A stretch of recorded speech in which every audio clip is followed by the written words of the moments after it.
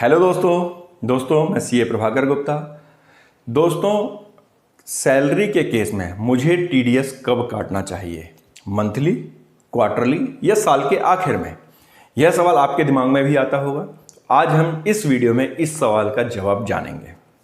दोस्तों, उससे पहले मैं आपको एक जानकारी देना चाहूँगा कि इस तरह के यदि आपके दिमाग में कुछ और भी सवाल हैं तो आप हमसे इन सवालों को लाइव पूछ सकते हैं रविवार सुबह 11 बजे। जी हाँ दोस्तों, हम हर रविवार सुबह 11 बजे लाइव होते हैं यूट्यूब पर। हमारे चैनल को आप सब्सक्राइब कीजिए और लाइव आइए हमारे साथ, और आपके कुछ भी अगर क्वेश्चंस टैक्स से रिलेटेड होते हैं तो आप हमसे पूछ सकते हैं। दोस्तों, अब हम बात आते हैं कि जी सैलरी के केस में आपको टीडीएस कब काटना चाहिए। तो दोस्तों, अगर हम सैलरी के प्रोविजंस को देखें तो सैलरी के प्रोविजन में लिखा हुआ है कि TDS should be deducted at the time of payment of salary, यानी कि जब आप सैलरी का पेमेंट करेंगे तब आपको टीडीएस काटना होगा। आप सैलरी कब पे करते हैं? हर महीने। तो इसका मतलब यह हुआ कि आपको हर महीने टीडीएस काटना होगा।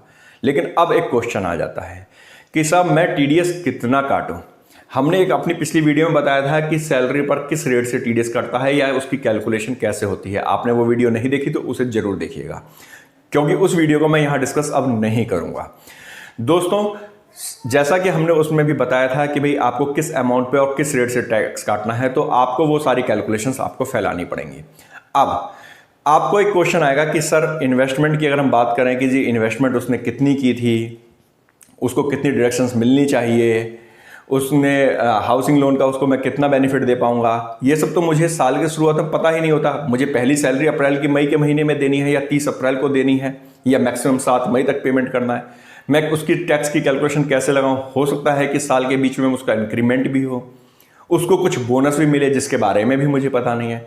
तो दोस्तों, ये सारे क्वेश्चंस आपके दिमाग में भी आते हैं और जायज़ भी है। तो मैं आपको यहाँ पे एक चीज़ क्लियर करूँगा कि देखिए, एज पर लॉ है कि at the time of payment आपको टैक्स को काटना है और उसके लिए आपको पूरे साल की कैलकुलेशन भी बनानी है।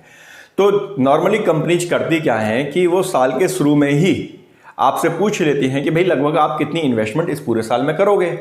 एटीसी की मैं डिडक्शन दे दूं, आपका कोई इंटरेस्ट तो नहीं है मकान का, हाउसिंग लोन का, आपको कोई बेनिफिट तो नहीं लेना, तो वो आप हमारे साथ शेयर कर दीजिए। अब मैं मानता हूं कि अप्रैल के महीने में हो सकता है कि उसने सोचा ही ना हो कि मकान लेना है, वो जाकर के जनवरी में या फरवरी में जाकर के मकान को ले, तब वो इंटरेस्ट उसका कैलकुलेट हो।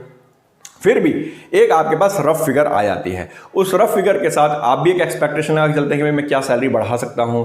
उसके अकॉर्डिंग आप उसके पूरे साल की सैलरी को कैलकुलेट करते हैं और उसके अकॉर्डिंग ही आप उसका हर महीने एक टीडीएस काटना शुरू कर देते हैं।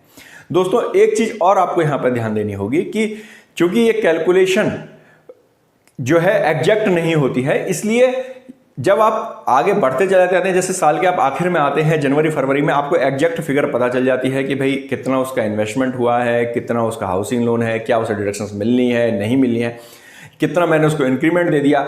ये सारी चीज़ों की कैलकुलेशन के बाद आप एक रिकैलकुलेट करते हैं कि भाई मेरा इसकी केस में कितना टीडीएस अब बनेगा। कितना टीडीएस बनेगा, लेट से आपने जनवरी के एंड में या आपने ये डिसाइड कर लिया भाई अब इसकी फाइनल फिगर्स ये निकल के आ रही है, उसमें से इसका कितना टीडीएस बनता है और मैं कितना काट चुका हूं। तो जितना आपने काट दिया, जो बैलेंस बचा वो आप अगले अब 1-2 महीने की जो आपकी सैलरी रह गई उसमें आप डिडक्ट करके कम या ज़्यादा जो भी फिगर है आप उतना टीडीएस डिडक्ट कर सकते हैं।